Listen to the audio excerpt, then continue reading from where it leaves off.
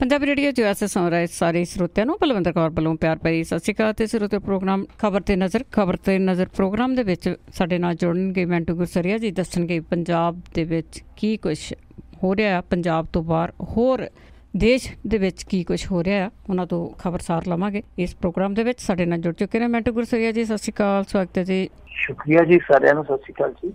ਹਾਂਜੀ, ਸਭ ਤੋਂ ਪਹਿਲੇ ਆਪਾਂ ਖਬਰ ਕਰਦੇ ਹਾਂ, ਅਧਿਆਪਕਾਂ ਨੂੰ ਗ੍ਰਿਫਤਾਰ ਕਰਾਉਣ ਵਾਲੇ ਮੁੱਖ ਮੰਤਰੀ ਦੀ ਪਤਨੀ ਬਾਰੇ ਨਿਕਲਿਆ ਸੱਚ। ਦੇਖੋ, ਇਹ ਰੌਲਾ 2-3 ਦਿਨ ਦਾ ਇੱਥੋਂ ਦੇ ਨੈਸ਼ਨਲ ਮੀਡੀਆ ਦੇ ਵਿੱਚ ਬੜਾ ਪਿਆ। ਅਸਲ 'ਚ ਹੋਇਆ ਕੀ ਆ ਕਿ ਉੱਤਰਾਖੰਡ ਦੇ ਵਿੱਚ ਇੱਕ ਅਧਿਆਪਕਾ ਮੁੱਖ ਮੰਤਰੀ ਦੇ ਦਰਬਾਰ 'ਚ ਪਹੁੰਚੀ ਸੀਗੀ ਤੇ ਉਹਨੇ ਦਰਖਾਸਤ ਕੀਤੀ ਸੀਗੀ ਕਿ ਮੇਰੀ ਉਮਰ 57 ਸਾਲ ਆ ਤੇ ਮੈਂ ਉੱਤਰਾਕਾਂਸ਼ੀ ਦੇ ਨੌਗਾਂਵ ਇਲਾਕੇ ਦੇ ਵਿੱਚ ਇੱਕ ਪ੍ਰਾਇਮਰੀ ਸਕੂਲ ਦੀ ਪ੍ਰਿੰਸੀਪਲ ਆ। ਇਹ ਜਿਹੜਾ ਇਲਾਕਾ ਬੜਾ ਦੂਰ ਦਰਾਜ ਵਾਲਾ ਇਲਾਕਾ, ਮੇਰੇ ਬੱਚੇ ਆ ਜਿਹੜੇ ਉਹ ਸ਼ਹਿਰ ਰਹਿੰਦੇ ਆ ਤੇ ਮੇਰੇ ਪਤੀ ਦੀ ਮੌਤ 2-3 ਸਾਲ ਪਹਿਲਾਂ ਹੋ ਗਈ ਆ। ਹਾਲਤ ਇਹ ਆ ਕਿ ਮੈਂ ਉੱਥੇ 15-20 ਸਾਲ ਤੋਂ ਲਗਾਤਾਰ ਪੜ੍ਹਾਉਂਦੀ ਪਈ ਹਾਂ। ਮੇਰਾ ਹੁਣ ਟ੍ਰਾਂਸਫਰ ਹੈ ਜਿਹੜਾ ਉਹ ਕਰ ਦਿੱਤਾ ਜਾਵੇ ਸ਼ਹਿਰ ਨੂੰ। ਤਾਂ ਦੱਸਦੇ ਆ ਕਿ ਉੱਥੇ ਮੁੱਖ ਮੰਤਰੀ ਨੇ ਕੋਈ ਅੱਗੋਂ ਅਟਪਟਾ ਜਿਹਾ ਸਵਾਲ ਕਰ ਦਿੱਤਾ ਕਿ ਜਦੋਂ ਤੁਸੀਂ ਨੌਕਰੀ ਲੈਂਦੇ ਜੇ ਕਿ ਉਦੋਂ ਲਿਖ ਕੇ ਦਿੰਦੇ ਹੋ। ਤੇ ਬੀਬੀ ਨੇ ਆਖਿਆ ਕਿ ਮੈਂ ਇਹ ਵੀ ਨਹੀਂ ਲਿਖ ਕੇ ਦਿੱਤਾ ਕਿ ਮੈਂ ਬਨਵਾਸ ਤੇ ਚਲੀ ਜਾਊਂਗੀ, ਮੇਰੇ ਬੱਚੇ ਕਿਤੇ ਆ ਮੈਂ ਕਿਤੇ ਆ, ਮੈਂ ਇਹ ਵੀ ਨਹੀਂ ਲਿਖ ਕੇ ਦਿੱਤਾ ਹੋਇਆ ਕਿ ਮੈਂ ਬਨਵਾਸ ਤੇ ਚਲੇ ਜਾਣਾ, ਸੋ ਮੈਂ ਆਪਣਾ ਘਰ ਕੰਮ ਵੀ ਦੇਖਣਾ। ਤਾਂ ਇਸ ਤੋਂ ਦੱਸਦੇ ਆ ਕਿ ਮੁੱਖ ਮੰਤਰੀ ਬੜਾ ਚਿੜ ਗਿਆ ਤੇ ਉਹਨੇ ਪੁਲਿਸ ਵਾਲਿਆਂ ਨੂੰ ਕਿਹਾ ਕਿ ਇਹਨੂੰ ਹਿਰਾਸਤ 'ਚ ਲੈ ਲਓ।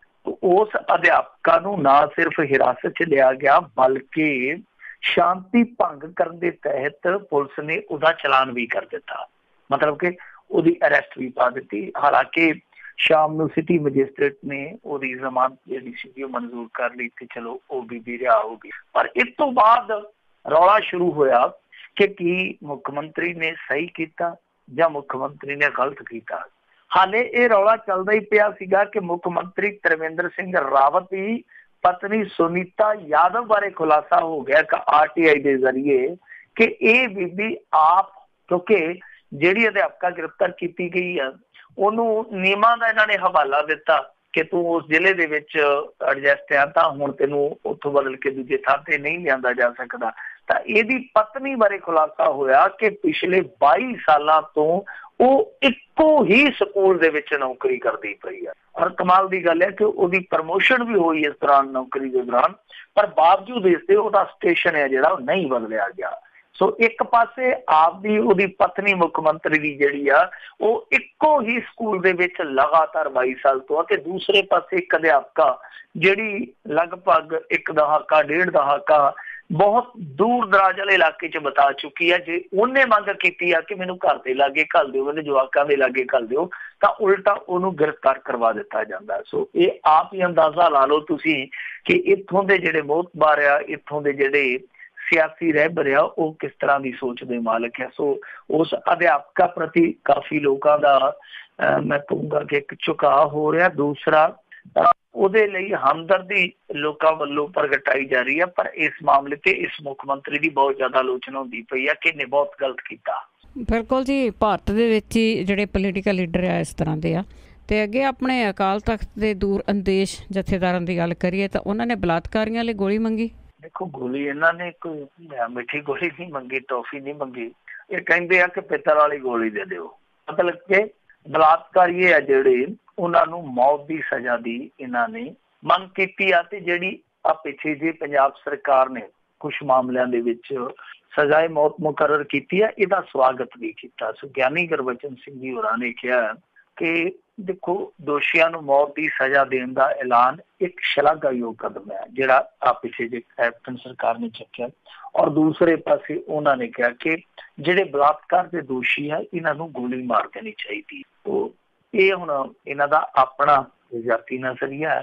ਵੈਸੇ ਅੱਜ ਇਹ ਜਦੋਂ ਖਬਰ ਨਿਊਜ਼ ਪੋਰਟਲ ਤੇ ਆਈ ਤੇ ਲੋਕ ਹੈਰਾਨ ਸਨ। ਪਿੱਛੇ ਕਮੈਂਟ ਵੀ ਜਿਹੜੇ ਥੱਲੇ ਹੁੰਦੇ ਪਏ ਸੀਗੇ ਉਹ ਇਹੋ ਜਿਹੇ ਸੀਗੇ ਕਿ ਲੋਕ ਇਹ ਕਹਿੰਦੇ ਪਏ ਸੀਗੇ ਕਿ ਫੈਸਲਾ ਠੀਕ ਆ, ਅਕਾਲ ਤਖਤ ਜੋ ਮਸ਼ਵਰਾ ਦੇ ਰਿਹਾ ਠੀਕ ਆ, ਪਰ ਜਿਹੜਾ ਬੰਦਾ ਦੇ ਰਿਹਾ ਤਾਂ ਉਹਨੂੰ ਪੁੱਛੇ ਕਿ ਜਦੋਂ ਅਕਾਲੀ ਦਲ ਦੇ ਇਹੋ ਜਿਹੇ ਬੰਦੇ ਜਿਹੜੇ ਇਸ ਤਰ੍ਹਾਂ ਦੇ ਦੋਸ਼ਾਂ 'ਚ ਘਿਰੇ, ਉਹਨਾਂ ਬਾਰੇ ਇਹ ਸਜ਼ਾ ਕਿਉਂ ਨਹੀਂ ਮੰਗੀ ਗਈ। ਸੋ ਇਸ ਤਰ੍ਹਾਂ ਦੇ ਕਮੈਂਟ ਆ ਰਹੇ ਸੀ, ਸਵਾਲ ਆ ਰਹੇ ਸੀ ਕਿ ਸੁੱਚਾ ਸਿੰਘ ਲੰਗਾਹ ਨੂੰ ਕਿਹੜੀ ਸਜ਼ਾ ਦਿਓਗੇ, फलाने नूं किहड़ी दिओगे, धमकाने नूं किहड़ी दिओगे। यानी कुछ लोग सपोर्ट करते पे सन कि जो अकाल तख्त का ये व्यू है, इस मुद्दे ते विचार है जो वो ठीक है, पर दूसरे पासे जो विचार प्रस्तुत करता पाया, पेश करता पाया, वो ज्ञानी गुरबचन सिंह है जिहड़ा वो सही नहीं है। सो इस तरह के कमेंट आ रहे थे लगातार उत्थे। खैर ज्ञानी गुरबचन सिंह होरां दा पता नहीं ये जाती मशवरा है, उन्होंने अपनी जाती राय है, जां वो संस्था वालों, इस संस्थान वालों ये सारे विचार व्यक्त करते पे, प्रगट करते पे।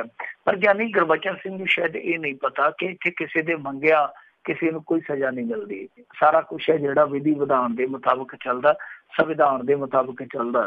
सो ये हर देशों का मसला नहीं है जिथे तुहानूं पता ही है कि ਵੱਖ-ਵੱਖ तरीके नाल सजावां दित्तियां जांदियां, बड़ियां भयानकर सजावां दित्तियां जांदियां। इत्थे ये चीज़ नहीं है, कानून के दायरे च ही रह के सजावां दित्तियां जांदियां। बाकी जिहड़ी गल इन्हां ने कही आ, तो इस गल कहण तो पहला इन्हां नूं ये भी सोचना चाहिदा सीगा कि अकाल तख्त ते एक इहो जिहा भी फैसला होया सीगा जदों एक रेप दे विक्टिम नूं इथों अकाल तख्त तो क्लीन चिट दे दी गई सी जिहड़ा रागी, पर बाद दे विच होया कि दुनियावी अदालत ने उन्हें 10 साल की कह दी थी। सो ज्ञानी गुरबचन सिंह नूं याद रखना चाहिए कि सारियां चीज़ां जिहड़ियां वो अतीत दे विच वापरियां। खैर इन्हां दी इस प्रतिक्रम ने, इन्हां दी इस प्रतिक्रिया ने एक बारी फिर चर्चा छेड़ दी है। पर जो मंदसौर दे विच घटना वापरी है, जिस तरीके नाल 7 साल की बच्ची नूं नोचिया गया, लोगों का गुस्सा जिहड़ा वो संविधान या विधि विधान नूं पासे रख के इसे गल ते केंद्रित है कि इस तरह के दरिंदिਆਂ ਨੂੰ जीण ਦਾ हक नहीं है। बिल्कुल जी, सजावां ते सख्त होणीਆਂ ਚਾਹੀਦੀਆਂ, पर छाणबीण बहुत ਜ਼ਰੂਰੀ ਆ। वैसे भी लोग एक दूसरे ਵੱਲ ਨੂੰ ਉਂਗਲੀ बहुत कर ਦਿੰਦੇ ਆ। ਅੱਗੇ ਬਹਿਬਲ ਕਲਾਂ ਦੇ ਵਿੱਚ ਜਿਹੜੀ ਕਾਂਡ ਹੋਇਆ ਸੀ ਉਸ ਦਾ ਕਮਿਸ਼ਨ ਬੈਠਾ ਸੀ, ਉਹਨਾਂ ਨੇ ਕੈਪਟਨ ਨੂੰ ਰਿਪੋਰਟ ਦਿੱਤੀ। ਦੇਖੋ ਇਹ ਆਪਾਂ ਕੱਲ ਦੇ ਪ੍ਰੋਗਰਾਮ ਦੇ ਵਿੱਚ ਹੀ ਦੱਸ ਦਿੱਤਾ ਸੀਗਾ ਕਿ ਤਿਆਰੀ ਆ, ਕਿਉਂਕਿ ਇੱਕ ਅਖਬਾਰ ਨੇ अपने सूत्रां दे हवाले नाल संकेत दिते सीगे कि ये रिपोर्ट जिहड़ी अज सौंपी जा सकदी आ। ते जिहड़ी गल आपां कल कही सीगी वो इन भिन्न नहीं ठीक हुई आ, क्योंकि इहदे विच हुण अज इन्हां ने एक हिस्से दी यानी जांच पड़ताल इन्हां ने 2-3 हिस्सियां च वंड दित्ती आ। तां एक हिस्से दी रिपोर्ट जिहड़ी पार्ट 1 कह सकदे आ, वो 182 पन्नियां दी रिपोर्ट जिहड़ी सी पड़ा पहले वाली, वो इन्हां ने कैप्टन अमरिंदर सिंह नूं सौंप दित्ती आ। सो हुण इस रिपोर्ट दे विच की आ वो ते साफ तौर ते हाले पता नहीं लाया जा सकता, पर नाल दी नाल राजनीति है जिहड़ी वो पक गई। सुखपाल सिंह खैरा ट्वीट करके कहंदा कि कैप्टन अमरिंदर सिंह नूं बेअदबी दे दोषियां दे खिलाफ और जिहड़े बेदोषे सिख मारे गए सी उन्हां दे दोषियां खिलाफ हुण सख्त कार्रवाई करनी चाहिए। सो ये सारियां चीज़ां जिहड़ियां शुरू हो चुकियां, पर दूसरे पासे जो सूत्र दसदे है, जो हवालियां नाल खबर आ रही है, उहदे विच इह आ कि एक ते इन्हां ने बहबल कलां वाला मामला जिहड़ा ओहदी रिपोर्ट पेश की है, दूसरा जो बुरज जवाहर सिंह वाला ते बरगाड़ी दे विच शुरुआती दौर च जदों बेअदबियां होईयां सीगियां उन्हां मामलिਆਂ ਦੀ इन्हां ने पड़ताल की है। सो ये 2-3 अहम इन्हां दीयां पड़तालिया रिपोर्टां ने, बरगाड़ी वाली, बुरज जवाहर सिंह वाली और प्लस नाल जो इत्थे बहबल कलां दे विच एक गोलीकांड वापरिया सी। सो इहदे विच हुण देखो जो बरगाड़ी दे विच गिरफ्तारियां होईयां पिछले दिनां दे अंदर, तां मेरे ख्याल दे नाल मिशन दे कोल बहुता कुछ भिन्न नहीं होगा, बहुता कुछ वखरा नहीं होगा। कहानी लगभग जिहड़ी आ वो इक्को जी हो जानी है, क्योंकि कैप्टन सरकार दी होई वो SIT सीगी जिन्हें वो गिरफ्तारियां कीतियां, कैप्टन सरकार दा ही बनाया कमिशन सीगा। पर जिथों तक सवाल है बहबल कलां गोलीकांड दा, तां ओहदे विच दसदे आ कि जस्टिस रणजीत सिंह कमिशन ने सीधे तौर ते उस समय दे यानी तत्कालीन होम मिनिस्टर सुखबीर सिंह बादल जां जिहड़े उस समय दे होम सैकटरी सीगे उन्हां ते सवाल जरूर खड़े कीते। सो ये क्याफे लाए जा रहे हैं, सूत्रे दसदे आ कि सब कुछ रिपोर्ट दे विच बकाया हैगा, लिखिया होया दर्ज आ। तां हुण आउण वाले समय दे विच कैप्टन अमरिंदर सिंह इस रिपोर्ट का की करते हो वो वेखना बहुत लाजमी होगा कि इस रिपोर्ट नूं वो जनतक करते आ कि इस रिपोर्ट दियां जो फाइंडिंग्स ने जां जो उन्होंने सिफारिशां कीतियां ने कि उहदे ते पहरा दिंदे आ। वैसे अगे जदों एक इन्हां ने पहला जस्टिस नारंग कमिशन बनाया सीगा उदों भी जांच पड़ताल होई सीगी, तां उन्हां नुक्तियां नूं इन्हां ने ਫੋਲੋ ਕਰ ਲਿਆ ਸੀਗਾ ਜਿਹੜੇ ਇਹਨਾਂ ਦੇ ਹੱਕ 'ਚ ਜਾਂਦੇ ਸੀ, ਪਰ ਜਿਹੜੇ ਰਾਣਾ ਗੁਰਜੀਤ ਸਿੰਘ ਦੇ ਉਲਟ ਗਏ ਸੀਗੇ ਉਹ ਵਿਚਾਰੇ ਤੱਕ ਨਹੀਂ ਸੀਗੇ। ਸੋ ਖੈਰ ਹੁਣ ਦੇਖਦੇ ਹਾਂ, ਪਰ ਬਹੁਤੇ ਲੋਕਾਂ ਦਾ ਮੰਨਣਾ ਇਹੋ ਹੀ ਆ ਕਿ ਇਹ ਜਿਹੜੀ ਕਮਿਸ਼ਨ ਦੀ ਰਿਪੋਰਟ ਆ, ਇਹ ਜਿਹੜੀ ਪਿਛਲੀ ਸਰਕਾਰ ਸੀ ਉਹਦੇ ਲਈ ਇਹ ਗੱਲ ਦਾ ਫਸਟਾ ਬਣਾਉਣਗੇ। ਸੋ ਦੇਖਣਾ ਹੁਣ ਦਿਲਚਸਪ ਹੋਊਗਾ ਕਿ ਕੈਪਟਨ ਅਮਰਿੰਦਰ ਸਿੰਘ ਕਦੋਂ ਇਸ ਰਿਪੋਰਟ ਨੂੰ ਜਨਤਕ ਕਰਦਾ। ਉਦਾਂ ਇੱਕ ਰਿਪੋਰਟ ਉਹਨੇ ਅਸੈਂਬਲੀ 'ਚ ਕਿਹਾ ਸੀਗਾ ਕਿ ਮੇਰੇ ਕੋਲ ਹੋਰ ਵੀ ਆ, ਅਕਾਲੀਆਂ ਦੀ ਉਹ ਫਾਈਲ ਆ ਜਿਹਦੇ 'ਚ ਮਾਈਨਿੰਗ ਵਾਲਿਆਂ ਦੇ ਨਾਮ ਆ, ਪਰ ਜਦੋਂ ਅਕਾਲੀ ਡੁਬਕ ਕੇ ਬਹਿ ਗਏ ਇਸ ਡਰਾਵੇ ਤੋਂ ਬਾਅਦ, ਉਦੋਂ ਬਾਅਦ ਉਹ ਫਾਈਲ ਅੱਜ ਤੱਕ ਮੁਖੜਾ ਨਹੀਂ ਵਿਖਾ ਕੇ ਗਈ ਲੋਕਾਂ ਨੂੰ। ਸੋ ਕਿਤੇ ਇਸ ਤਰ੍ਹਾਂ ਨਾ ਹੋਵੇ ਦਰਾਜ ਦੇ ਵਿੱਚ ਡੱਬਾ ਬੰਦ ਕਰ ਦਿੱਤੀ ਜਾਵੇ ਜਸਟਿਸ ਰਣਜੀਤ ਸਿੰਘ ਦੀ ਜਿਹੜੀ ਰਿਪੋਰਟ ਆ। ਪਰ ਦੱਸਦੇ ਇਹ ਵੀ ਆ ਸੂਤਰ ਕਿ ਇਸ ਰਿਪੋਰਟ ਦੇ ਵਿੱਚ ਪੁਲਿਸ ਅਫਸਰਾਂ ਦੇ ਬਕਾਇਦਾ ਨਾਂ ਆ, 10-12 ਪੁਲਿਸ ਅਫਸਰ ਜਿਨ੍ਹਾਂ ਨੇ ਉਸ ਸਮੇਂ ਗੋਲੀकांड ਦੇ ਵਿੱਚ ਕਿਤੇ ਨਾ ਕਿਤੇ ਜਾਂ ਕੁਤਾਹੀ ਕੀਤੀ ਜਾਂ ਕਿਤੇ ਨਾ ਕਿਤੇ ਉਹਨਾਂ ਨੇ ਜਾ ਕੇ ਨੇਮ ਕੈਦਿਆਂ ਤੋਂ ਬਾਅਦ ਇਹ ਕਾਰਵਾਈ ਕੀਤੀ। ਸੋ ਬਾਈਬਲ ਕਲਾਂ ਗੋਲੀकांड ਜਿਹਦੇ ਵਿੱਚ 2 ਨਿਰਦੋਸ਼ ਸਿੱਖ ਕਤਲ ਕੀਤੇ ਗਏ ਸੀ, ਉਹਦੇ ਬਾਰੇ ਦੱਸਦੇ ਆ ਕਿ ਇਸ ਰਿਪੋਰਟ ਦੇ ਵਿੱਚ ਵਾਵਾ ਕੁਛ ਹੈ। ਜੀ ਕਿਤੇ ਰਿਪੋਰਟ ਨਾਲ ਹੀ ਨਾ ਲੈ ਜਾਣ ਜਿੱਥੇ ਜਾਣਗੇ। ਤੇ ਅੱਗੇ ਵੈਸੇ ਪੁਲਿਸ ਦੀ ਜੇ ਗੱਲ ਕਰੀਏ ਤਾਂ ਸਾਰੀ ਪੁਲਿਸ ਹੀ ਚਰਚਿਤ ਹੈ ਅੱਜ ਕੱਲ੍ਹ, ਪਰ ਬਹੁਤ ਚਰਚਿਤ ਥਾਣੇਦਾਰ ਦਾ ਤਬਾਦਲਾ।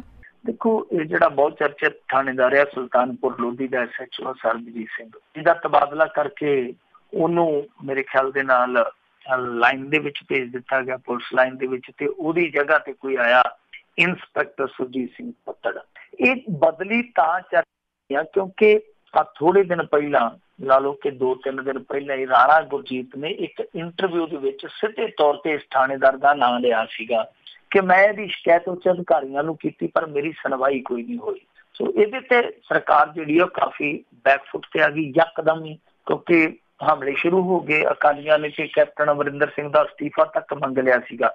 ਸੋ ਕਾਫੀ ਬੈਕਫੁੱਟ ਤੇ ਚਲੇ ਗਏ ਸੀਗੇ ਇਸ ਮੁੱਦੇ ਤੇ ਸਰਕਾਰ। ਤਾਂ ਉਹਨਾਂ ਨੇ ਹੁਣ ਕਾਰਵਾਈ ਕੀਤੀ ਆ, ਇਸ ਥਾਣੇਦਾਰ ਨੂੰ ਇਹਨਾਂ ਨੇ ਪੁਲਿਸ ਲਾਈਨ ਦੇ ਵਿੱਚ ਹਾਜ਼ਰ ਕਰ ਦਿੱਤਾ। ਖੈਰ ਇਹ ਮਾਮਲਾ ਜਿਹੜਾ ਉਹ ਸਿੱਧੇ ਤੌਰ ਤੇ ਡਰੱਗ ਦੇ ਨਾਲ ਜੁੜਿਆ ਸੀਗਾ, ਕਿਉਂਕਿ ਇੱਕ ਪੱਤਰਕਾਰ ਨੇ ਦੋਸ਼ ਲਾਇਆ ਸੀਗਾ ਕਿ ਮੇਰੇ ਬੇਟੇ ਨੂੰ ਇਸ ਥਾਣੇਦਾਰ ਨੇ ਜ਼ਬਰਦਸਤੀ ਨਸ਼ਾ ਪਿਲਾਇਆ ਪਹਿਲੀ ਵਾਰੀ, ਔਰ ਨਸ਼ਾ ਹੀ ਨਹੀਂ ਬਲਕਿ ਉਹਨੂੰ ਜੇਲ੍ਹ ਦੇ ਵਿੱਚ ਨਜਾਇਜ਼ ਕੇਸ ਪਾ ਕੇ ਡੱਕਿਆ ਵੀ। ਖੈਰ ਇਹ ਦੋਸ਼ ਹੁਣ ਪਤਾ ਨਹੀਂ ਸੱਚੇ ਜਾਂ ਝੂਠੇ, ਪਰ ਉਸ ਥਾਣੇਦਾਰ ਤੇ ਇੱਕ ਵਾਰੀ ਗਾਜ਼ ਜ਼ਰੂਰ ਟਿਕ ਪਈ ਆ। ਦੂਜੀ ਚੀਜ਼ ਇਹ ਆ ਕਿ ਪੁਲਿਸ ਵਾਲੇ ਜਿਹੜੇ ਆ ਉਹ ਇੱਥੇ, ਜਿਵੇਂ ਤੁਸੀਂ ਕਿਹਾ ਹੀ ਆ ਕਿ ਬਹੁਤ ਕੁਛ ਹੈ ਜਿਹੜਾ ਉਹ ਚੱਲਦਾ ਪਿਆ, ਪੁਲਿਸ ਵਾਲੇ ਇੱਥੇ ਕਈ ਦੋਸ਼ਾਂ 'ਚ ਘਿਰਦੇ ਪਏ ਆ। DSP ਇੱਕ ਸਸਪੈਂਡ ਕੀਤਾ ਇਹਨਾਂ ਨੇ, ਇੱਕ ਹੋਰ ਥਾਣੇਦਾਰ ਤੇ ਕੱਲ ਇੱਕ ਹੋਰ ਕੁੜੀ ਨੇ ਦੋਸ਼ ਲਾ ਦਿੱਤੇ, ਵੈਸੇ ਉਸੇ ਥਾਣੇਦਾਰ ਤੇ ਪਹਿਲਾਂ ਵੀ ਦੋਸ਼ ਲੱਗਿਆ। ਯਾਨੀ ਬਹੁਤ ਕੁਛ ਹੈ ਜਿਹੜਾ ਉਹ ਪੁਲਿਸ ਦੇ ਖਿਲਾਫ ਜਾਂਦਾ ਪਿਆ। ਪਰ ਸਭ ਤੋਂ ਵੱਡੀ ਗੱਲ ਤੇ ਇਹ ਆ ਕਿ ਕੈਪਟਨ ਅਮਰਿੰਦਰ ਸਿੰਘ ਨੇ ਹਮੇਸ਼ਾ ਹੀ ਇਹਨਾਂ ਚੀਜ਼ਾਂ ਤੇ ਗੰਭੀਰਤਾ ਨਾਲ ਐਕਸ਼ਨ ਲੈਣ ਦੀ ਥਾਂ ਤੇ ਪਰਦਾਪੋਸ਼ੀ ਵਾਲਾ ਰਸਤਾ ਜਿਹੜਾ ਉਹ ਅਖਤਿਆਰ ਕੀਤਾ। ਚਾਹੇ ਇੰਦਰਜੀਤ ਸਿੰਘ ਵਾਲਾ ਮਾਮਲਾ ਹੋਵੇ, ਚਾਹੇ ਰਿਸ਼ਵਤ ਕਾਂਡ ਜਿਹੜਾ ਸੰਗਰੂਰ ਦੇ ਵਿੱਚ ਵਾਪਰਿਆ ਸੀ, ਫਰੀਦਕੋਟ ਦੇ ਵਿੱਚ ਵਾਪਰਿਆ ਸੀਗਾ, ਇਹ ਸਾਰੇ ਜਿੰਨੇ ਵੀ ਪ੍ਰਕਰਨ ਤੁਸੀਂ ਚੱਕ ਲੋਗੇ ਉਹਨਾਂ ਸਾਰਿਆਂ ਦੇ ਵਿੱਚ ਤੁਸੀਂ ਇਨਕਲੂਡ ਕਰ ਲਓ ਮੌੜ ਬੰਬ ਧਮਾਕਾ। ਤਾਂ ਕੈਪਟਨ ਅਮਰਿੰਦਰ ਸਿੰਘ ਨੇ ਜੋ ਇੱਕ ਸਖਤ ਵਤੀਰਾ ਅਖਤਿਆਰ ਕਰਨਾ ਸੀਗਾ ਪੁਲਿਸ ਫੋਰਸ ਦੇ ਖਿਲਾਫ, ਜਿਹੜੀ ਉਹ ਫੋਰਸ ਆਪਣੀ ਹੀ ਛਵੀ ਨੂੰ ਨੁਕਸਾਨ ਪਹੁੰਚਾਉਂਦੀ ਹੈ, ਤਾਂ ਉਸ ਪੁਲਿਸ ਫੋਰਸ ਦੇ ਖਿਲਾਫ ਉਹ ਸਖਤ ਐਕਸ਼ਨ ਨਹੀਂ ਲੈ ਸਕੇ। ਤੁਹਾਨੂੰ ਯਾਦ ਹੋਣਾ ਜਦੋਂ ਹਾਈ ਕੋਰਟ ਦੇ ਹੁਕਮਾਂ ਤੇ ਇੱਕ SIT ਬਿਠਾਈ ਗਈ ਤਾਂ ਉਹਦੇ ਵਿੱਚ ਵੀ ਨਾਂ ਲੈ ਕੇ ਬਹੁਤ ਵੱਡੇ ਅਫਸਰਾਂ ਦੇ ਇੱਥੋਂ ਤੱਕ ਕਿ DGP ADGP, ਤਾਂ ਉਹਨਾਂ ਤੇ ਵੀ ਕੋਈ ਕਾਰਵਾਈ ਕਰਨ ਦੀ ਥਾਂ ਤੇ ਜਾਂਚ ਪੜਤਾਲ ਕਰਨ ਦੀ ਥਾਂ ਤੇ ਕੈਪਟਨ ਸਾਹਿਬ ਨੇ ਰਸਤਾ ਇਹੋ ਕੱਢਿਆ ਸੀਗਾ ਕਿ ਚੁੱਪ ਕਰੋ, ਮੀਡੀਆ 'ਚ ਬੋਲਣਾ ਨਹੀਂ। ਪਰ ਦੋਸ਼ ਆ ਜਿਹੜੇ ਪੁਲਿਸ ਵਾਲਿਆਂ ਤੇ ਲਗਾਤਾਰ ਲੱਗਦੇ ਪਏ ਆ। ਕੁੜੀਆਂ ਆਪਣੀ ਥਾਂ ਤੇ ਲਾ ਰਹੀਆਂ, ਮੁੰਡੇ ਆਪਣੀ ਥਾਂ ਤੇ ਲਾ ਰਹੇ ਆ। ਅੱਜ ਇੱਕ ਗਰੋਹਬਾਜ਼ ਨੇ ਵੀ ਬਕਾਇਦਾ ਫੇਸਬੁੱਕ ਤੇ ਸਟੇਟਸ ਪਾ ਕੇ ਇੱਕ ਥਾਣੇਦਾਰ ਦਾ ਨਾਂ ਲਿਆ। ਉਹ ਕਹਿੰਦੇ ਆ ਕਿ ਆਹ ਫਲਾਣਾ ਥਾਣੇਦਾਰ ਹੈ ਜਿਹੜਾ ਗੁਰਦਾਸਪੁਰ ਜ਼ਿਲ੍ਹੇ ਦਾ, ਇਹ ਨਸ਼ਾ ਵੇਚਦਾ, ਇਹਦਾ ਗਨਮੈਨ ਆ, ਔਰ ਆਹ ਮੁੰਡਾ ਜਿਹਨੇ ਸਾਰੀ ਇਹ ਕਹਾਣੀ ਹਾਲੇ ਵੀ ਵਰਦੀ ਹੈ ਜਿਹੜੀ ਉਹ ਸਵਾਲਾਂ ਦੇ ਘੇਰੇ 'ਚ ਆਉਂਦੀ ਆ। ਸਵਾਲਾਂ ਦੇ ਘੇਰੇ 'ਚ ਕਿਉਂ ਆਉਂਦੀ ਆ? ਇਹਨਾਂ ਦੇ ਕੰਮ ਹੀ ਐਸੇ ਆ। ਦੱਸਦੇ ਆ ਕਿ ਸਵੱਦੀ ਕਲਾਂ ਦੇ ਵਿੱਚ ਇੱਕ ਮੁੰਡਾ ਮਰ ਗਿਆ।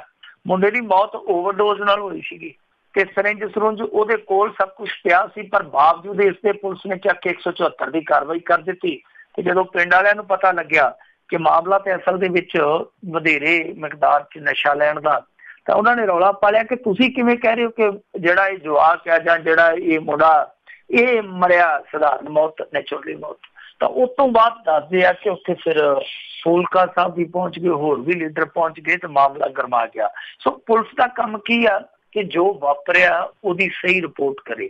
ਪਰ ਇੱਥੇ ਪੁਲਿਸ ਕੀ ਆ ਕਿ ਆਪਣੀ ਜਾਂ ਆਪਣੀ ਸਰਕਾਰ ਦੀ ਬਦਨਾਮੀ ਬਚਾਉਣ ਲਈ ਉਹ ਗਲਤ ਹੱਥ ਕੰਡੇ ਅਪਣਾ ਰਹੇ ਆ, ਚੀਜ਼ਾਂ ਨੂੰ ਤੋੜਿਆ ਮਰੋੜਿਆ ਜਾ ਰਿਹਾ, ਚੀਜ਼ਾਂ ਨੂੰ ਝੂਠ ਲਿਖਿਆ ਜਾ ਰਿਹਾ। ਪਰ ਇਹਦੇ ਵਿੱਚ ਨੁਕਸਾਨ ਹੈ ਜਿਹੜਾ ਉਹ ਇਕੱਲਾ ਪੁਲਿਸ ਦੀ ਛਵੀ ਦਾ ਹੀ ਨਹੀਂ, ਨੁਕਸਾਨ ਹੈ ਜਿਹੜਾ ਉਹ ਭੌਂਕੇ ਫਿਰ ਪੰਜਾਬ ਦਾ ਹੀ ਹੁੰਦਾ। ਸੋ ਇਹਨਾਂ ਨੂੰ ਕਿੱਦਾਂ ਸੁਧਾਰਿਆ ਜਾਵੇ, ਇਹਨਾਂ ਲਈ ਕੀ ਕੀਤਾ ਜਾਵੇ, ਸਾਰਾ ਕੁਝ ਸਰਕਾਰ ਦਾ ਸੋਚਣ ਦਾ ਕੰਮ ਹੈ। ਪਰ ਬਹਰਹਾਲ ਸਰਕਾਰ ਹੈ ਜਿਹੜੀ ਉਹ ਇਸ ਪਾਸੇ ਆਉਂਦੀ ਨਹੀਂ ਜਾਂਦੀ। ਬਿਲਕੁਲ ਜੀ, ਸਰਕਾਰਾਂ ਨੇ ਤਾਂ ਹੁਣ ਪੰਜਾਬ ਨੂੰ ਤਬਾਹ ਕਰਨ ਤੇ ਲੱਕ ਫੜਿਆ ਹੋਇਆ ਆ। ਤੇ ਉਹ ਕੀ ਗੱਲ ਹੋ ਗਈ ਕਿ ਕੈਪਟਨ ਅਮਰਿੰਦਰ ਸਿੰਘ ਨੂੰ ਮੰਤਰੀ ਮੰਡਲ ਦੀ ਹੰਗਾਮੀ ਮੀਟਿੰਗ ਸੱਦਣੀ ਪਈ? ਦੇਖੋ, ਕੈਪਟਨ ਅਮਰਿੰਦਰ ਸਿੰਘ ਨੂੰ ਹੰਗਾਮੀ ਹਾਲਤ 'ਚ ਇਹ ਮੀਟਿੰਗ ਸੱਦਣੀ ਪਈ ਔਰ ਇਹਨਾਂ ਨੇ ਜਿਹੜੀ ਤਰੀਕ ਰੱਖੀ ਆ ਮੀਟਿੰਗ ਦੀ ਉਹ ਵੀ ਰੱਖੀ ਆ 2 ਜੁਲਾਈ। ਪਰ ਉਸ ਤੋਂ ਪਹਿਲਾਂ ਭਲਕੇ ਇੱਥੇ ਇੱਕ ਮੁਹਿੰਮ ਦਾ ਆਗਾਜ਼ ਹੋ ਜਾਣਾ, ਚਿੱਟੇ ਦੇ ਖਿਲਾਫ ਕਾਲਾ ਹਫ਼ਤਾ, ਯਾਨੀ ਮਰੋ ਜਾਂ ਵਿਰੋਧ ਕਰੋ। ਸੋ ਇਹ ਮੂਵਮੈਂਟ ਜਿਹੜੀ ਆ ਨਿਕਲੀ ਤੇ ਸੋਸ਼ਲ ਮੀਡੀਆ ਤੋਂ, ਪਰ ਇਹਦਾ ਦਬਾਅ ਹੈ ਜਿਹੜਾ ਉਹ ਸਰਕਾਰ ਤੇ ਬਣਦਾ ਪਿਆ। ਆਫ ਦੀ ਰਿਕਾਰਡ ਕਈ ਗੱਲਾਂ ਸੁਣਨ ਨੂੰ ਮਿਲਦੀਆਂ ਕਿ ਕਾਂਗਰਸੀ ਕੁਛ ਵਿਧਾਇਕ ਵੀ ਹੈ ਜਿਹੜੇ ਕੈਪਟਨ ਤੇ ਲਗਾਤਾਰ ਦਬਾਅ ਬਣਾਉਂਦੇ ਪਏ ਕਿ 2019 ਦਾ ਇਲੈਕਸ਼ਨ ਸਿਰ ਤੇ ਆ ਗਿਆ, ਵੋਟਾਂ ਲੈਣ ਤੇ ਅਸੀਂ ਜਾਣਾ, ਤੇ ਲੋਕ ਜਿਹੜੇ ਆ ਬਹੁਤ ਜ਼ਿਆਦਾ ਸਾਡੀ ਮੁਖਾਲਫਤ ਕਰਦੇ ਪਏ ਆ। ਇਹ ਤੋਂ ਇਲਾਵਾ ਇਹ ਵੀ ਆਫ ਦੀ ਰਿਕਾਰਡ ਪਤਾ ਲੱਗਣ ਡਿਆ ਵਾ ਕਿ ਕੱਲ DGP ਨੇ ਵੀ ਕਾਫੀ ਸਖਤਾਈ ਦਿਖਾਈ ਸੀ ਆਪਣੇ ਅਫਸਰਾਂ ਤੇ, ਕਾਫੀ ਦਬਕੇ ਮਾਰੇ। ਪਰ ਇਸ ਤੋਂ ਇਲਾਵਾ ਗੱਲ ਰਾਹੁਲ ਗਾਂਧੀ ਤੱਕ ਵੀ ਪਹੁੰਚੀ ਹੈ ਕਿ ਕਾਂਗਰਸ ਨੂੰ 2019 ਦੇ ਵਿੱਚ ਨੁਕਸਾਨ ਹੈ ਜਿਹੜਾ ਝੱਲਣਾ ਪੈ ਸਕਦਾ, ਕਿਉਂਕਿ ਨਸ਼ੇ ਨੇ ਅਕਾਲੀਆਂ ਦੀਆਂ ਬੇੜੀਆਂ 'ਚ ਵੱਟੇ ਪਾਤੇ ਸੀ। ਤਾਂ ਹੁਣ ਇਹ ਜਿਹੜਾ ਚੱਲਦਾ ਪਿਆ ਸਭ ਕੁਛ ਕਿ ਕੈਪਟਨ ਅਮਰਿੰਦਰ ਸਿੰਘ ਨੂੰ ਇੱਕ ਹੰਗਾਮੀ ਮੀਟਿੰਗ ਸੱਦਣੀ ਪਈ ਮੰਤਰੀ ਮੰਡਲ ਦੀ, ਤਾਂ ਇਹਦੇ ਵਿੱਚ ਸਾਫ਼ ਤੌਰ ਤੇ ਹਾਲੇ ਤੱਕ ਪਰ ਅੰਦਾਜ਼ਾ ਇਹੋ ਹੀ ਆ ਕਿ ਜਿਹੜੀ ਇਹਨਾਂ ਨੇ 2 ਜੁਲਾਈ ਨੂੰ ਮੀਟਿੰਗ ਸੱਦੀ ਆ ਉਹ ਮੀਟਿੰਗ ਸ਼ਾਇਦ ਨਸ਼ੇ ਦੇ ਮੁੱਦੇ ਤੇ ਸੱਦੀ। ਕਿਉਂਕਿ ਕੈਬਨਿਟ ਦੀ ਮੀਟਿੰਗ ਤੇ ਪਰਸੋਂ ਹੋ ਕੇ ਹਟੀ ਆ। ਇੰਨੀ ਜਲਦੀ ਕੋਈ ਏਜੰਡਾ, ਇੰਨੀ ਜਲਦੀ ਕੋਈ ਪਾਲਿਸੀ ਆ ਗਈ ਹੋਵੇ ਤਾਂ ਮੇਰੇ ਖਿਆਲ ਦੇ ਨਾਲ ਇਹ ਮੰਨਣ 'ਚ ਨਹੀਂ ਆਉਂਦਾ। ਸੋ ਜੋ ਕਾਰਨ ਬਚਦਾ ਹੰਗਾਮੀ ਹਾਲਤ ਵਿੱਚ ਮੀਟਿੰਗ ਸੱਦਣ ਦਾ, ਉਹ ਮੀਟਿੰਗ ਮੇਰੇ ਖਿਆਲ ਦੇ ਨਾਲ ਨਸ਼ੇ ਦੇ ਮੁੱਦੇ ਤੇ ਹੋਣ ਜਾ ਰਹੀ ਹੈ। ਤੇ ਜੇ ਇਹ ਮੀਟਿੰਗ ਹੋ ਕੇ ਕੋਈ ਸਾਰਥਕ ਨਤੀਜਾ ਕੱਢਦੀ ਆ, ਕੋਈ ਰਚਨਾਤਮਕ ਪ੍ਰੋਗਰਾਮ ਕੱਢਦੀ ਆ ਜਾਂ ਕਿਸੇ ਹੋਰ ਰੋਡ ਮੈਪ ਤੇ ਕੰਮ ਕਰਦੀ ਹੈ ਤਾਂ ਮੇਰੇ ਖਿਆਲ ਦੇ ਨਾਲ ਬਹੁਤ ਬਿਹਤਰ ਹੋਏਗਾ। ਜੇ ਸਮੋਸਾ ਖਾ ਕੇ ਜਾਂ ਸਹੁੰ ਖਾ ਕੇ ਉੱਥੋਂ ਉੱਠ ਗਏ ਕਿ ਕੋਈ ਗੱਲ ਨਹੀਂ ਕਰ ਦਿਆਂਗੇ ਤੇ ਫਿਰ ਗੱਲ ਮਾੜੀ ਦੀ ਮਾੜੀ ਆ। ਸੋ ਇਹਨਾਂ ਨੂੰ ਠੋਸ ਰੂਪ ਦੇ ਵਿੱਚ ਕੋਈ ਕੰਕਰੀਟ, ਜਿਹਨੂੰ ਆਪਾਂ ਕਹਿੰਦੇ ਨੇ ਕੰਕਰੀਟ ਪ੍ਰੋਗਰਾਮ ਹੈ ਜਿਹੜਾ, ਉਹ ਉੱਥੇ ਲਿਆਉਣਾ ਹੀ ਚਾਹੀਦਾ, ਕਿਉਂਕਿ ਹਾਲਾਤ ਜਿਹੜੇ ਆ ਉਹ ਬਹੁਤ ਜ਼ਿਆਦਾ ਕ੍ਰਿਟੀਕਲ ਹੋਏ ਪਏ ਆ। 2-3 ਮੁੰਡੇ ਆ ਜਿਹੜੇ ਉਹ ਕੱਲ ਮਰੇ ਆ, ਅੱਜ ਦੀਆਂ ਅਖਬਾਰਾਂ 'ਚ ਰਿਪੋਰਟਿੰਗ ਹੋਈ ਆ।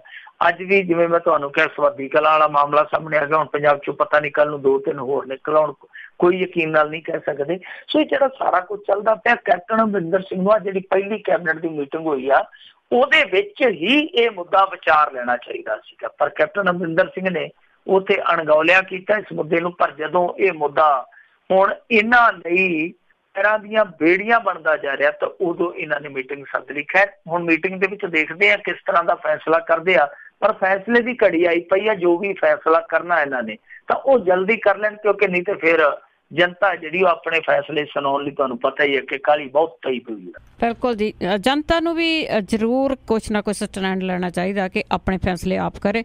ਤੇ ਅੱਗੇ ਪੰਜਾਬ ਦੀ ਗੱਲ ਕਰਦੇ ਕਿ ਬਹੁਤੀਆਂ ਖਬਰਾਂ ਪੰਜਾਬ ਨੂੰ ਉਦਾਸ ਕਰਨ ਵਾਲੀਆਂ ਹੁੰਦੀਆਂ, ਤੇ PU ਵਿੱਚੋਂ ਵੀ ਇੱਕ ਹੋਰ ਖਬਰ ਪੰਜਾਬ ਨੂੰ ਉਦਾਸ ਕਰਨ ਵਾਲੀ ਆਈ।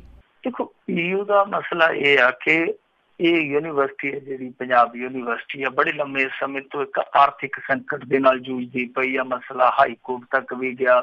ਪੰਜਾਬ ਆ ਜਿਹੜਾ ਉਹ ਥੋੜੀ ਜਿਹੀ ਝਿੱਸੀ ਵੱਟਦਾ, ਜਿੰਨੀ ਗ੍ਰਾਂਟ ਇਹ ਮੰਗਦੇ ਆ, ਜਿੰਨਾ ਇਹ ਸਰਮਾਇਆ ਮੰਗਦੇ ਆ ਯੂਨੀਵਰਸਿਟੀ ਵਾਲੇ, ਪੰਜਾਬ ਉਹਨਾਂ ਨਹੀਂ ਭਰਦਾ।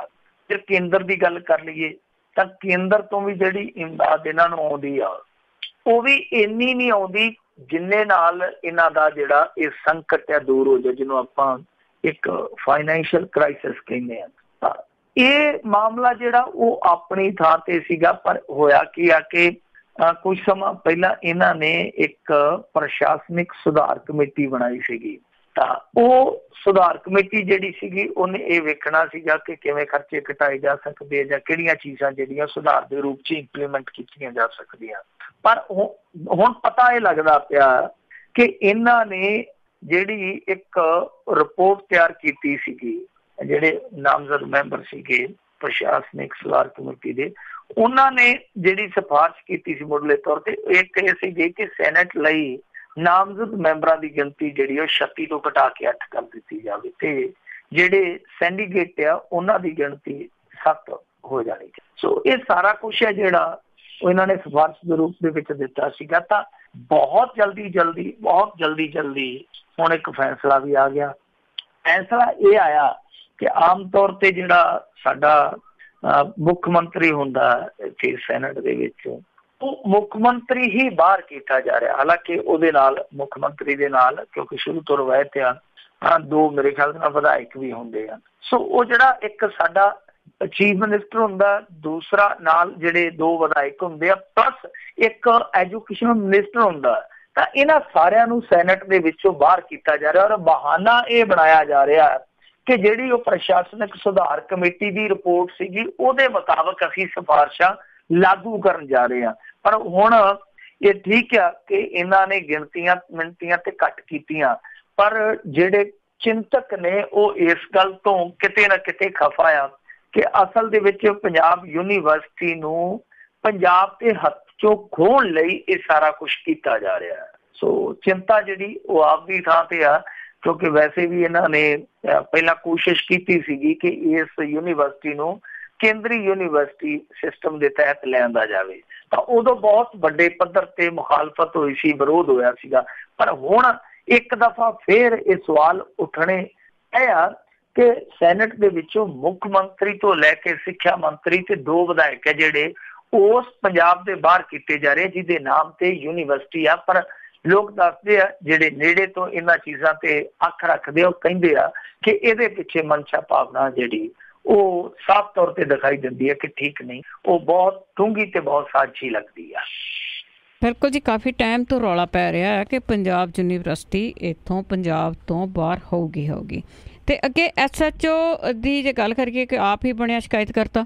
ਦੇਖੋ, SHO ਆਪ ਸ਼ਿਕਾਇਤ ਕਰਤਾ ਉਦੋਂ ਬਣਿਆ ਜਦੋਂ ਕੋਈ ਹੋਰ ਹੀਲਾ ਵਸੀਲਾ ਬਾਕੀ ਨਹੀਂ ਸੀ। ਕਹਾਣੀ ਕੀ ਆ ਕਿ ਤੁਹਾਡੇ ਇੱਥੇ ਅਮਰੀਕਾ ਦੇ ਵਿੱਚ ਕੁਝ ਪੰਜਾਬੀ ਜਿਹੜੇ ਇਲੀਗਲ ਢੰਗ ਦੇ ਨਾਲ ਅਮਰੀਕਾ 'ਚ ਦਾਖਲ ਹੁੰਦੇ ਫੜੇ ਗਏ, ਗੈਰ ਕਾਨੂੰਨੀ ਢੰਗ ਦੇ ਨਾਲ ਫੜੇ ਗਏ, ਉਹਨਾਂ ਨੂੰ ਜੇਲ੍ਹਾਂ 'ਚ ਰੱਖ ਦਿੱਤਾ ਗਿਆ।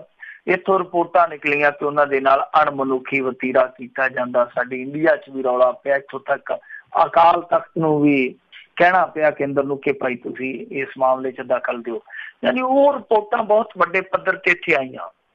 ਹੁਣ ਪਤਾ ਲੱਗਿਆ ਕਿ ਜਿਹੜੇ ਮੁੰਡੇ ਅਮਰੀਕਾ ਦੇ ਵਿੱਚ ਅਰੈਸਟ ਹੋਏ ਸੀਗੇ ਉਹਨਾਂ ਦੇ ਵਿੱਚੋਂ ਜਿਹੜੇ ਕਪੂਰਥਲੇ ਏਰੀਏ ਦੇ ਸੀਗੇ ਉਹ ਘੱਟੋ ਘੱਟ 30 ਸੀਗੇ। ਯਾਨੀ ਜਿਹੜਾ ਸੁਲਤਾਨਪੁਰ ਇਲਾਕਾ, ਉਸ ਇਲਾਕੇ ਦੇ 30 ਜਾਣੇ ਸੀਗੇ ਜਿਹੜੇ ਕਿ ਨਜਾਇਜ਼ ਢੰਗ ਦੇ ਨਾਲ ਅਮਰੀਕਾ ਦੇ ਵਿੱਚ ਦਾਖਲ ਹੁੰਦੇ ਪਏ ਸੀ। ਤਾਂ ਜਿਹੜਾ ਇਹਨਾਂ ਨੂੰ ਭੇਜਿਆ ਸੀਗਾ ਉਹ ਭੇਜਿਆ ਸੀਗਾ 12 ਟਰੈਵਲ ਏਜੰਟਾਂ ਨੇ। ਤਾਂ ਹੁਣ ਚੱਕਰ ਕੀ ਚੱਲਦਾ ਪਿਆ ਕਿ ਜਿਹੜੇ ਉਹ ਟਰੈਵਲ ਏਜੰਟ ਆ ਉਹ ਤਾਂ ਪੁਲਿਸ ਨੇ ਆਇਡੈਂਟੀਫਾਈਡ ਕਰ ਲਏ, ਕਿਉਂਕਿ ਮਾਮਲਾ ਜਿਹੜਾ ਜਿਵੇਂ ਤੁਹਾਨੂੰ ਮੈਂ ਦੱਸਿਆ ਕਿ ਕੌਮਾਂਤਰੀ ਪੱਧਰ ਤੱਕ ਚਲੇ ਗਿਆ। ਔਰ ਇਸ ਮੁੱਦੇ ਤੇ ਜਦੋਂ ਸਿਆਸਤ ਭਖੀ, ਰਾਜਨੀਤੀ ਭਖੀ, ਤਾਂ ਪੁਲਿਸ ਨੇ ਕੀਤਾ ਕਿ ਜਿਹੜੇ ਏਜੰਟਾਂ ਦੇ ਥਰੂ ਇਹ ਗਏ ਸਨ ਕਿ ਉਹ ਅਧਿਕਾਰਤ ਤੌਰ ਤੇ ਮਨਜ਼ੂਰਸ਼ੁਦਾ ਆ ਜਾਂ ਆਪਣੇ ਪੱਧਰ ਤੇ ਉਹ ਲੱਸੀ ਪਾਣੀ ਲਾ ਕੇ ਕੰਮ ਸ਼ੁਰੂ ਕੀਤੀ ਬੈਠੇ ਆ ਤੇ ਉਦਾਂ ਹੀ ਚਲਾਈ ਜਾਂਦੇ ਆ। ਤਾਂ ਜਦੋਂ ਇਹਨਾਂ ਨੇ ਪੁਲਿਸ ਵਾਲਿਆਂ ਨੇ ਅਪਰੋਚ ਕੀਤਾ ਤਾਂ ਪਤਾ ਲੱਗ ਗਿਆ ਕਿ ਟਰੈਵਲ ਏਜੰਟ ਆ ਜਿਹੜੇ ਉਹ ਅਣਅਧਿਕਾਰਤੀ ਆ ਬਹੁਤੇ। ਪਰ ਰੌਲਾ ਇਹ ਪੈ ਗਿਆ ਕਿ ਜਿਨ੍ਹਾਂ ਦੇ ਬੱਚੇ ਉੱਥੇ ਅਮਰੀਕਾ ਦੇ ਵਿੱਚ ਫਸ ਗਏ ਉਹ ਮਾਪੇ ਸਾਹਮਣੇ ਆਉਣ ਨੂੰ ਤਿਆਰ ਹੀ ਨਹੀਂ ਹੋਏ। ਤਾਂ ਹੁਣ ਜਦੋਂ ਕੋਈ ਸਾਹਮਣੇ ਆਊਗਾ ਨਹੀਂ, ਕੋਈ ਪੀੜਤ ਹੀ ਨਹੀਂ ਕਹਿੰਦਾ ਕਿ ਮੇਰੇ ਨਾਲ ਆਹ ਚੀਜ਼ ਵਾਪਰ ਗਈ, ਉਹ ਸ਼ਿਕਾਇਤ ਹੀ ਨਹੀਂ ਦਰਜ ਕਰਾਉਂਦਾ, ਤੇ ਪੁਲਿਸ ਕੀ ਕਰੂਗੀ? ਪੁਲਿਸ ਕਹਿੰਦੇ ਆ ਕਿ ਇਸ ਨੈਕਸਸ ਤੱਕ ਪਹੁੰਚੀ ਹੋਈ ਆ। ਬਿਲਕੁਲ ਇਹਨਾਂ ਦੀ ਤੁਹਾਨੂੰ ਪੁਲਿਸ ਦਾ ਹੱਥ ਪਿਆ ਹੀ ਸਮਝੋ, ਪਰ ਅੜਿੱਕਾ ਇਹ ਆ ਕਿ ਇਹਨਾਂ ਦੇ ਕੋਲ ਸ਼ਿਕਾਇਤ ਹੈ ਨਹੀਂ। ਅਜੇ ਇਹਦੇ ਵਿੱਚ ਦੱਸਦੇ ਆ ਕਿ ਇਸ ਇਲਾਕੇ ਦਾ ਜਿਹੜਾ ਥਾਣੇਦਾਰ ਹੈ, SHO ਹੈ ਜਿਹੜਾ, ਉਹ ਅੱਗੇ ਆਇਆ ਤੇ ਉਹਨੇ ਆਪਣੇ ਪੱਧਰ ਤੇ ਸ਼ਿਕਾਇਤ ਦਰਜ ਕਰਵਾਈ ਆ। ਯਾਨੀ ਹੁਣ SHO ਦੀ ਸ਼ਿਕਾਇਤ ਤੇ ਮਾਮਲਾ ਅੱਗੇ ਵਧੂਗਾ। ਤਾਂ ਇਹਦਾ ਮਤਲਬ ਆ ਕਿ ਪੁਲਿਸ ਇਹ ਨਹੀਂ ਚਾਹੁੰਦੀ ਕਿ ਇਹਨਾਂ ਬੰਦਿਆਂ ਨੂੰ ਏਡੀ ਆਸਾਨੀ ਨਾਲ ਸੁੱਕਾ ਛੱਡਿਆ ਜਾਵੇ। ਸੋ ਇਸੇ ਕਰਕੇ उस SHO ਨੂੰ ਇਹਨਾਂ ਨੇ ਸ਼ਿਕਾਇਤਕਰਤਾ ਬਣਾ ਦਿੱਤਾ ਜੋ ਜਾਂਚ ਪੜਤਾਲ ਵੀ ਕਰਦਾ ਪਿਆ ਇਸ ਮਾਮਲੇ ਦੀ। ਤਾਂ ਜਦੋਂ ਜਾਂਚ ਪੜਤਾਲ ਕਰਦਾ ਪਿਆ ਸੀ ਉਹਨੇ ਸਾਫ਼ ਤੌਰ ਤੇ ਆਪਣੇ ਮਹਿਕਮੇ ਨੂੰ ਦੱਸ ਦਿੱਤਾ ਕਿ ਮਾਮਲਾ ਬਹੁਤ ਵੱਡੇ ਪੱਧਰ ਤੇ ਗੜਬੜਿਆ। ਸੋ ਇਸ ਕਰਕੇ ਖੁਦ ਥਾਣੇਦਾਰ ਨੂੰ ਸ਼ਿਕਾਇਤ ਦਰਜ ਕਰਵਾਉਣੀ ਪਈ ਹੈ। ਮੇਰੇ ਖਿਆਲ ਦੇ ਨਾਲ ਇਹ ਇੱਕ ਚੰਗੀ ਚੀਜ਼ ਆ, ਚੰਗੀ ਗੱਲ ਆ। ਜਿਹੜੇ ਏਜੰਟ ਇਸ ਤਰ੍ਹਾਂ ਪੈਸੇ ਲੈ ਕੇ ਧੱਕ ਧਕਾ ਕੇ ਕੋਈ ਗਰੀਸ ਥਾਣੀ ਘੱਲੀ ਜਾਂਦਾ, ਕੋਈ ਮੈਕਸੀਕੋ ਥਾਣੀ ਘੱਲੀ ਜਾਂਦਾ, ਇਹ ਤਾਂ ਜਿੱਦਾਂ ਜ਼ਿੰਦਗੀ ਦਾਅ ਤੇ ਲਾਉਣ ਵਾਲੀ ਇਹ ਖੇਡ ਖੇਡਦੇ ਆ। ਸੋ ਇਹਦੇ ਤੇ ਸਖਤੀ ਜਿਹੜੀ ਆ ਉਹ ਹੋਣੀ ਜ਼ਰੂਰੀ ਆ, ਕਿਉਂਕਿ 1500 ਕਰੋੜ ਦਾ ਸਾਲਾਨਾ ਇੱਥੇ ਕਾਰੋਬਾਰ ਆ। ਤਾਂ ਇਸ ਪੈਸੇ 'ਚ ਬਹੁਤ ਸਾਰੀ ਕਮਾਈ ਜਿਹੜੀ ਆ ਉਹ ਖੂਨ ਪਸੀਨੇ ਦੀ ਹੁੰਦੀ ਆ ਲੋਕਾਂ ਦੀ, ਪਰ ਕਈ ਵਾਰੀ ਉਸ ਕਮਾਈ ਨੂੰ ਲੁੱਟਣ ਦੀ ਜਿਹੜੀਆਂ ਜਾਨਾਂ ਜੋਖਮ 'ਚ ਪਾਈਆਂ ਜਾਂਦੀਆਂ, ਸ਼ਾਇਦ ਉਹ ਪੈਸੇ ਨਾਲ ਤੋਲੀਆਂ ਵੀ ਨਹੀਂ ਜਾ ਸਕਦੀ। ਜੀ ਜੀ ਬਿਲਕੁਲ ਨਹੀਂ। ਤੇ ਜਾਂਦੇ ਜਾਂਦੇ ਆਪਾਂ ਗੱਲ ਕਰਦੇ ਹਾਂ ਜਿਹੜੀ ਸੋਸ਼ਲ ਮੀਡੀਆ ਤੇ ਗੱਲ ਚੱਲੀ ਸੀਗੀ ਡਰੱਗ ਕਰਕੇ, ਉਹ ਲੋਕ ਲਹਿਰ ਬਣਦੀ ਜਾ ਰਹੀ ਹੈ। ਹਾਂ ਦੇਖੋ, ਲੋਕ ਲਹਿਰ ਇਸ ਕਰਕੇ ਬਣਦੀ ਜਾ ਰਹੀ ਆ ਕਿਉਂਕਿ ਉਹਦੇ ਵਿੱਚ ਲੋਕਾਂ ਦਾ ਜਿਹੜਾ ਦੁਖਾਂਤ ਆ ਉਹ ਝਲਕਦਾ। ਲੋਕ ਮਹਿਸੂਸ ਕਰਦੇ ਆ ਕਿ ਸਾਡੀ ਜਿਹੜੀ ਸਮੱਸਿਆ ਵਿਕਰਾਲ ਹੋਈ ਪਈ ਆ ਉਹਦੇ ਤੇ ਰਾਜਨੀਤੀ ਗੰਭੀਰ ਨਹੀਂ। ਪਿਛਲੀ ਸਰਕਾਰ ਦੇ ਕਾਰਜਕਾਲ ਦੇ ਵਿੱਚ ਇਹ ਦੈਂਤ ਜਿਹੜਾ ਸੀ ਡਰੱਗ ਵਾਲਾ ਉਹ ਜੰਮ ਕੇ ਜਵਾਨ ਹੋਇਆ, ਤੇ ਜਿਹੜੀ ਆਹ ਸਰਕਾਰ ਆ ਇਹਦੇ ਦੌਰ ਦੇ ਵਿੱਚ ਤੇ ਆ ਕੇ ਇਹ ਖੂਨੀ ਵੀ ਹੋ ਗਿਆ, ਜਨੂਨੀ ਵੀ ਹੋ ਗਿਆ। ਸੋ ਲੋਕ ਤਪੇ ਸਤੇ ਹੋਰ ਕੀ ਕਰਨ। ਹੁਣ ਦੇਖੋ, ਜ਼ਮੀਨ ਤੇ ਹਰੇਕ ਲੜਾਈ ਨੂੰ ਨਹੀਂ ਲੜਿਆ ਜਾ ਸਕਦਾ। ਲੋਕ ਅੱਜ ਕੱਲ ਫੇਸਬੁੱਕ ਜਾਂ ਟਵਿੱਟਰ ਆ ਇਹਦੀ ਵਰਤੋਂ ਬੜੇ ਸਾਰਥਕ ਢੰਗ ਨਾਲ ਕਰਦੇ ਆ। ਸੋ ਇਹ ਵੀ ਇੱਕ ਵਿਲੱਖਣ ਮੂਵਮੈਂਟ ਆ ਪੰਜਾਬ ਦੀ ਧਰਤੀ ਤੇ, ਕਿਉਂਕਿ ਪੰਜਾਬ ਦੀ ਧਰਤੀ ਤੋਂ ਮੂਵਮੈਂਟਾਂ ਬਹੁਤ ਚੱਲੀਆਂ ਨੇ ਅੱਜ ਤੱਕ। ਸੋ ਇਹ ਵੀ ਇੱਕ ਇਤਿਹਾਸ ਦੇ ਵਿੱਚ ਕਹਾਣੀ ਹੈ ਜਿਹੜੀ ਉਹ ਦਰਜ ਹੋਊਗੀ ਸ਼ਾਇਦ ਕਿ ਇੱਕ ਛੋਟੇ ਜਿਹੇ ਪਲੇਟਫਾਰਮ ਤੋਂ, ਕਿਉਂਕਿ ਫੇਸਬੁੱਕ ਹੈ ਜਿਹੜਾ ਉਹਨੂੰ ਆਪਾਂ ਛੋਟਾ ਜਿਹਾ ਪਲੇਟਫਾਰਮ ਗਿਣਦੇ ਹਾਂ ਸੋਸ਼ਲ ਮੀਡੀਆ ਦਾ, ਤਾਂ ਉਸ ਪਲੇਟਫਾਰਮ ਤੋਂ ਜਿਹੜੀ ਇਹ ਚੀਜ਼ ਸ਼ੁਰੂ ਹੋਈ ਉਹ ਧਰਤੀ ਤੱਕ ਪਹੁੰਚ ਗਈ ਆ। ਜਿਹੜੇ ਲੋਕਾਂ ਨੇ ਇਸ ਮੁਹਿੰਮ ਨੂੰ ਤੋਰਿਆ, ਅਗਾਂਹ ਖੜਿਆ, ਕਈ ਲੋਕ ਇਹੋ ਜਿਹੇ ਜਿਨ੍ਹਾਂ ਨੇ ਉਹਨਾਂ ਨੂੰ ਕਦੇ ਵੇਖਿਆ ਹੀ ਨਹੀਂ, ਕਈ ਇਹੋ ਜਿਹੇ ਜਿਨ੍ਹਾਂ ਨੇ ਕਦੇ ਸੁਣਿਆ ਹੀ ਨਹੀਂ, ਪਰ ਇਸ ਮੁਹਿੰਮ ਤੋਂ ਉਤਸ਼ਾਹਿਤ ਹੋ ਕੇ ਉਹਨਾਂ ਨੇ ਤਖਤੀਆਂ ਚੁੱਕ ਲਈਆਂ, ਉਹਨਾਂ ਨੇ ਵਿਰੋਧ ਦੇ ਵਿੱਚ ਬਾਹਾਂ ਤਾਂ ਨੂੰ ਚੱਕ ਲਈਆਂ ਕਿ ਅਸੀਂ ਹੁਣ ਲੜਾਂਗੇ। ਸੋ ਇਹ ਮੇਰੇ ਖਿਆਲ ਦੇ ਨਾਲ ਹੁਣ ਤੱਕ ਇਸ ਕੈਂਪੇਨ ਦਾ ਜਿਹੜਾ ਉਹ ਸਕਾਰਾਤਮਕ ਪੱਖ ਹੈ ਕਿ ਇੱਕ ਤੇ ਹਰੇਕ ਆਈਡੀਓਲੋਜੀ ਦਾ ਬੰਦਾ ਜਿਹੜਾ ਉਹ ਪੰਜਾਬ ਪ੍ਰਸਤ ਬਣ ਕੇ ਨਸ਼ੇ ਦੇ ਵਿਰੁੱਧ ਖੜਦਾ ਪਿਆ। ਔਰ ਦੂਸਰੀ ਚੀਜ਼ ਇਹ ਆ ਕਿ ਇਸ ਸਮੇਂ ਸਰਕਾਰ ਤੇ ਦਬਾਅ ਬਣਨਾ ਸ਼ੁਰੂ ਹੋ ਗਿਆ। ਸੋ ਇਹ ਮੁਹਿੰਮ ਜਿਹੜੀ ਸੋਸ਼ਲ ਮੀਡੀਆ ਤੇ ਜੰਮੀ ਸੀਗੀ, ਹੁਣ ਸੋਸ਼ਲ ਮੀਡੀਆ ਤੋਂ ਅੱਗੇ ਵੱਧ ਕੇ ਕੱਲ ਨੂੰ ਮੈਂ ਜਿਵੇਂ ਤੁਹਾਨੂੰ ਕਿਹਾ ਕਿ ਕਰੋ ਵਿਰੋਧ ਕਰੋ ਜਾਂ ਮਰੋ ਵਾਲਾ ਜਿਹੜਾ ਨਾਰਾ, ਉਹਦੇ ਤਹਿਤ ਇਹਨਾਂ ਨੇ ਵਿਰੋਧ ਕਰਨਾ ਸ਼ੁਰੂ ਤੇ ਪਹਿਲਾਂ ਇਹ ਚਿੰਨ੍ਹਾਤਮਕ ਵਿਰੋਧ ਕਰਨਗੇ, ਬਾਅਦ ਦੇ ਵਿੱਚ ਹੋ ਸਕਦਾ ਕੋਈ ਗਰਾਊਂਡ ਲੈਵਲ ਤੇ ਵੀ ਇਹ ਜਿਹੜੀ ਮੁਹਿੰਮ ਆ ਜਾਵੇ। ਪਰ ਇਹਨੇ ਮੁਹਿੰਮ ਨੇ ਇੱਕ ਵਾਰੀ ਕੈਪਟਨ ਅਮਰਿੰਦਰ ਸਿੰਘ ਦੀ ਸਰਕਾਰ ਨੂੰ ਕੰਬਣੀ ਜ਼ਰੂਰ ਛੇੜੀ ਹੈ। CID ਵਾਲੇ ਆਪਣੀ ਥਾਂ ਤੇ ਐਕਟਿਵ, ਏਜੰਸੀਆਂ ਆਪਣੀ ਥਾਂ ਤੇ ਐਕਟਿਵ ਹੈ, ਸਿਆਸਤਦਾਨ ਆਪਣੀ ਥਾਂ ਤੇ ਐਕਟਿਵ ਹੋ ਗਏ। ਕੈਪਟਨ ਅਮਰਿੰਦਰ ਸਿੰਘ ਜਿਹੜਾ ਕਿ ਪਹਾੜਾਂ ਤੋਂ ਉਤਰਦਾ ਹੀ ਨਹੀਂ ਸੀ, ਉਹ ਵੀ ਆ ਕੇ ਐਕਟਿਵ ਹੋ ਗਿਆ। ਕੱਲ ਵੀ ਇਹਨਾਂ ਨੇ ਚਿੰਤਾ ਪ੍ਰਗਟਾਈ, ਹੁਣ ਫਿਰ ਹੰਗਾਮੀ ਮੀਟਿੰਗ ਸੱਦ ਲਈ। ਯਾਨੀ ਇਸ ਕੰਪੇਨ ਦੀ ਮੁੱਢਲੇ ਤੌਰ ਤੇ ਪ੍ਰਾਪਤੀ ਰਹੀ ਆ ਕਿ ਵੱਖ-ਵੱਖ ਵਿਚਾਰਧਾਰਾਵਾਂ ਦੇ ਲੋਕਾਂ ਨੂੰ ਨਾ ਸਿਰਫ ਇੱਕ ਮੰਚ ਤੇ ਇਹਨਾਂ ਇਕੱਠਿਆਂ ਕੀਤਾ, ਬਲਕਿ ਕੈਪਟਨ ਅਮਰਿੰਦਰ ਸਿੰਘ ਨੂੰ ਮਜਬੂਰ ਕਰ ਦਿੱਤਾ ਕਿ ਉਹ ਹੁਣ ਇਸ ਮੌਕੇ ਤੇ ਆ ਕੇ ਕੁਛ ਨਾ ਕੁਛ ਕਰੇ, ਨਹੀਂ ਤਾਂ ਫਿਰ ਆਪਣੀਆਂ ਕੀਤੀਆਂ ਦੇ ਆਪ ਹਰਜਾਨੇ ਭਰੇ। ਜੀ ਜੀ, ਜਿਹੜੀ ਲੋਕਾਂ ਲਈ ਚੀਜ਼ ਹੁੰਦੀ ਹੈ ਲੋਕ ਲਹਿਰ ਪਾਣੀ ਜਾਂਦੀ ਹੈ। ਬਹੁਤ ਬਹੁਤ ਧੰਨਵਾਦ, ਸ਼ੁਕਰੀਆ ਜੀ, ਸਤਿ ਸ਼੍ਰੀ ਅਕਾਲ ਜੀ। ਤੇ ਇਹ ਸਨ ਜੀ ਸਾਡੇ ਨਾਲ ਜੁੜੇ ਹੋਏ ਮੈਂਟੂ ਗੁਰਸਰੀਆ ਜੀ। ਇਸੇ ਦੇ ਨਾਲ ਖਬਰਾਂ ਦਾ ਬੁਲਟਨ ਇੱਥੇ ਸਮਾਪਤ। ਬਲਵਿੰਦਰ ਕੌਰ ਵੱਲੋਂ ਵੀ ਪਿਆਰ ਭਰੀ ਸਤਿ ਸ਼੍ਰੀ ਅਕਾਲ।